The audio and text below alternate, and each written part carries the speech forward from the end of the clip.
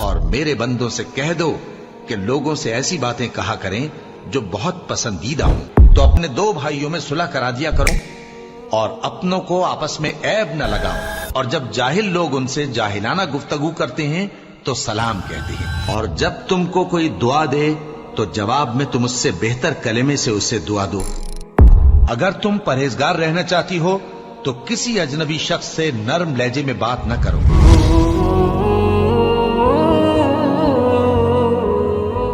अस्सलामु वालेकुम, आपका खैर मकदम है एक और नई वीडियो में।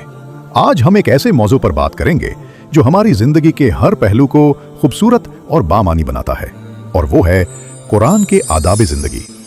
हमारा दीन इस्लाम सिर्फ एक मजहब नहीं बल्कि दीन है।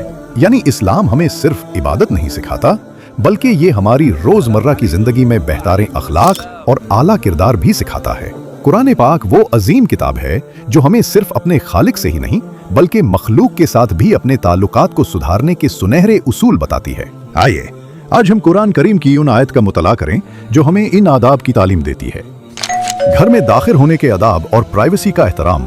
कुरान हमें दूसरों के घरों में दाखिल होने और उनकी प्राइवेसी का एहतराम करने के आदाब सिखाता है। सूरह अन-नूर में अल्लाह ताला इरशाद फरमाते हैं, मोमिनो अपने घरों के सिवा दूसरे लोगों के घरों में घर वालों से इजाजत लिए और उनको सलाम किए बगैर दाखिल न हुआ करो, ये तुम्हारे हक में बेहतर है। और हम ये नसीहत इसलिए करते हैं कि शायद तुम याद रखो। फिर अगर तुम घर में किसी को मौजूद न पाओ तो जब तक तुमको इजाजत न दी जाए उसमें मत दाखिल हो। और अगर यह कहा जाए कि इस वक्त लौट जाओ तो लौट जाया करो, ये तुम्हारे लिए बड़ी पाकीज़गी की बात है। हमारे जुबान और हमारे अल्फाज बहुत ताकतवर होते हैं। इस्लाम हमें बेहतरीन गुफ्तगू की तालीम देता है। अल्लाह ताला कुरान में फरमाते हैं, और मेरे बंदों से कह दो कि लोगों से ऐसी बातें कहा करें जो बहुत पसंदीदा हों, क्योंकि शैतान बुरी बातों से उनमें फसाद डलवा देता है। सूरह अल-हुजुरात में अल्लाह ने हमें दूसरों का मजाक उड़ाने और बुरे नामों से पुकारने से मना किया है। मोमिनो मर्द मर्दों से तमस्खुर न करें।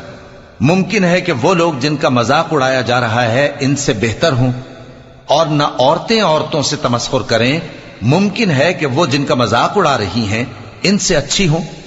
और अपनों को आपस में ऐब न लगाओ और न एक दूसरे का बुरा नाम रखो। ईमान लाने के बाद बुरा नाम रखना गुनाह है। कुरान की मुख्तलिफ मकामात पे अल्लाह ने बताया है कि अल्लाह ताला उन लोगों से मोहब्बत करता है जो अपने आप को पाक और साफ सुथरा रखते हैं। कुछ शक नहीं कि अल्लाह तौबा करने वालों और पाक साफ रहने वालों को दोस्त रखता है, और अल्लाह पाक रहने वालों को पसंद करता है। सूरह हुजुरात में एक बार फिर अल्लाह ने हमें दूसरों के बारे में गलत गुमान करने से, यानी बिन जाने बुझे बेदलील दूसरे लोगों के बारे में गलत सोचने से मना किया है, और दूसरों की पीठ पीछे उनकी बुराई यानी गीबत करने से भी मना किया है।